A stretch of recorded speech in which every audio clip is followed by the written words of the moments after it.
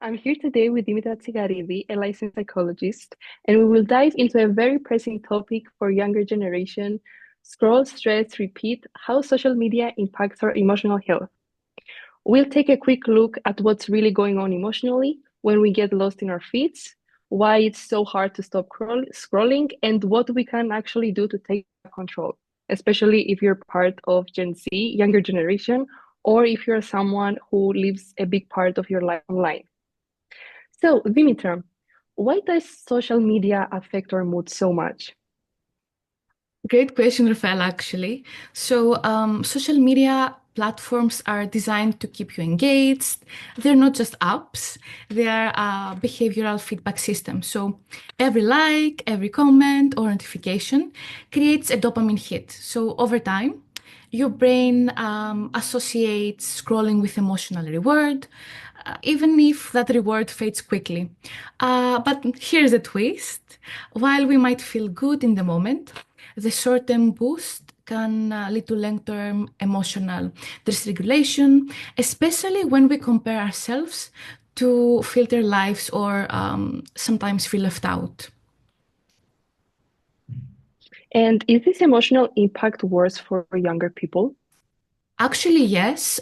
Research shows that younger people are more emotionally vulnerable to what's called problematic social media use.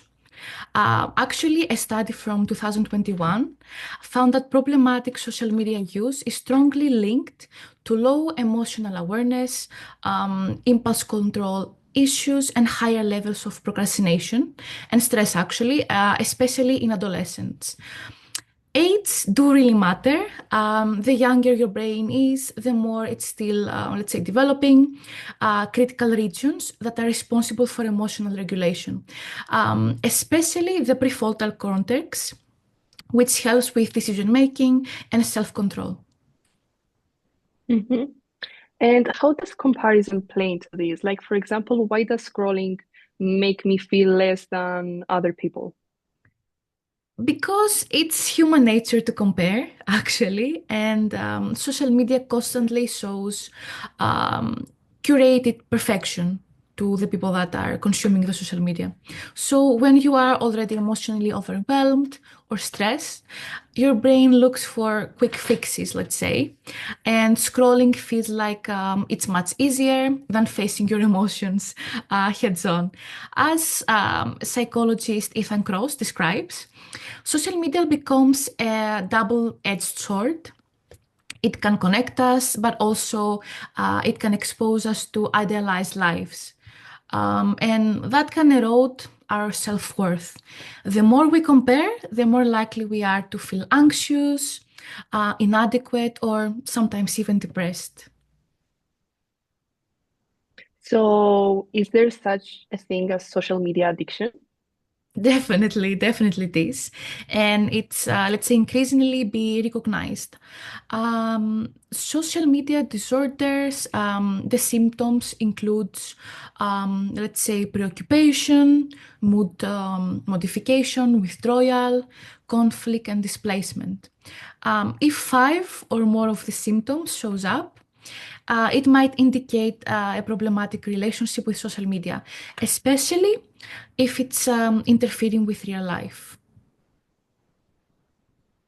Okay, so how does emotional regulation tie into all of this?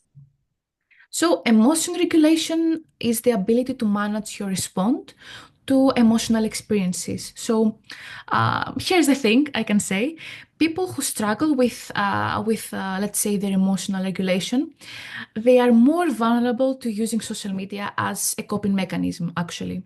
So you can think of this in this way. If you're stressed, perhaps sad or anxious, scrolling feels like a temporary escape, but that escape doesn't actually solve the emotion. It just suppresses it. So over time, the Mhm. original emotional need grows stronger and harder to manage.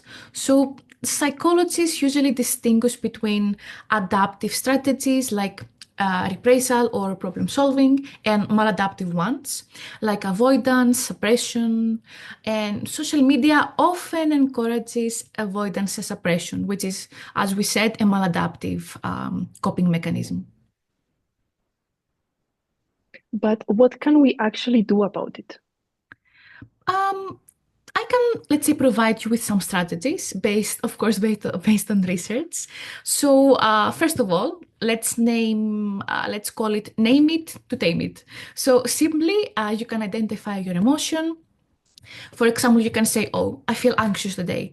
And this instantly can reduce the feeling of anxiety and similar emotions. So, the second one I can also recommend is to reframe your thoughts. So instead of perhaps saying, oh, everyone is doing better than me, you can try, let's say, to say, I'm only seeing just a small piece of their life. And of course, I'm referring to social media exposure. And another technique is to interrupt the scrolling. So you can ask yourself when you find when you are finding a situation that you keep, let's say, doom scrolling all night or all day. Why did I open this app? First of all, what I'm feeling right now. And this pause can break the cycle actually.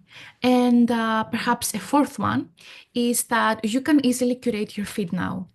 So you can Mhm. follow, let's say, creators who uplift you and educate you.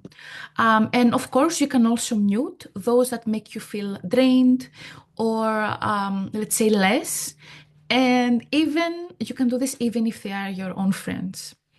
And I think the last one that I can recommend is to replace the habit. So you can swap 5 minutes of scrolling with perhaps journaling, stretching, or even, just sitting in silence. Your nervous system will thank you. I can, let's say, tell you 100%. It will thank you definitely. I believe you, to be honest. Okay, so would you say that it's realistic to completely quit social media? Not really. And that's okay, of course. The goal, I would say, is not to quit, of course, but it is to use it mindfully. So you don't have to disappear from the digital world completely, but you do deserve to be in charge of your emotional responses to it. So awareness is your first tool.